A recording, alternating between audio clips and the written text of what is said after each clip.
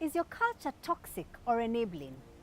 At Breakthrough Group, we've been so excited about some of the work we've been doing from a consulting perspective to raise the organizational effectiveness and to enable people to do culture audits so that they can check whether their cultures are toxic or whether they enable their people strive to thrive. So the first thing I'd like to ask you to check is, do you reward FaceTime?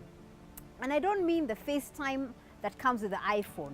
I mean the ability for organizations to reward those people who work long hours unnecessarily.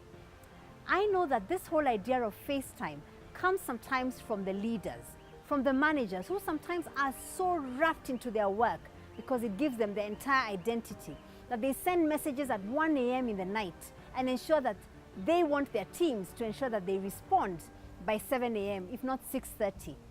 I remember some friends telling me that they had to leave their house in the dark and come back in the dark. And I tell you, their work was not the kind that had to be done for all those hours. So check, are you rewarding FaceTime? Are you that manager who rewards people who work long hours and choose to look at the ones who work within the normal constraints of their contract, and so those are the ones who are lazy? I want to challenge you as a manager and a leader to then look at output and the way people work as opposed to the long hours they put in. Because what has happened is that even when people are unwell, they prefer not to get treatment because they know what is rewarded is their ability to be in the office for long hours. Check your FaceTime. The second thing I encourage you to check is, do your team members and employees have a lunch break? It sounds like a small thing, but you know, we are here in Kenya, the weather is beautiful. Why is it that we need to sit at our desks right through 8, 10, 12 hours without a break? What happens is you start having what is called diminishing marginal returns, which means in the beginning of the day, you are at 100%.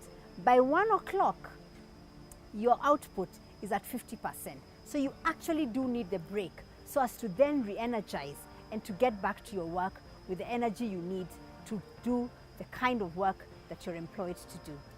Check, are you the kind of person, the kind of boss who tells your people that no, you must eat at your desk? If you eat at your desk, it means you are really loyal to this organization.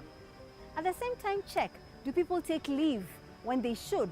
Or are people burning out and making all sorts of mistakes which are costing you as a business a lot more than if they took the time to renew their energies and to bond with their families and to actually gain perspective that comes with taking a break? And lastly, I want to ask you, do you measure the how and the what? Yeah? Many organizations have sales targets for their teams. For instance, get this target no matter what.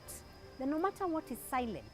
For as long as you don't specify how they should do that job, the fact that they should not undercut each other, the fact that they should not give in to unethical dealings, what then means is that when someone hits the target, you are actually rewarding them irrespective of how they hit the target. So check, what's your culture saying about your values? Are they in connection? Are they in tandem, or are they contradicting themselves?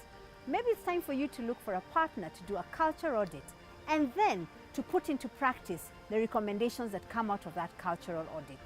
And you will see a dramatic improvement in your organization's ability to deliver results.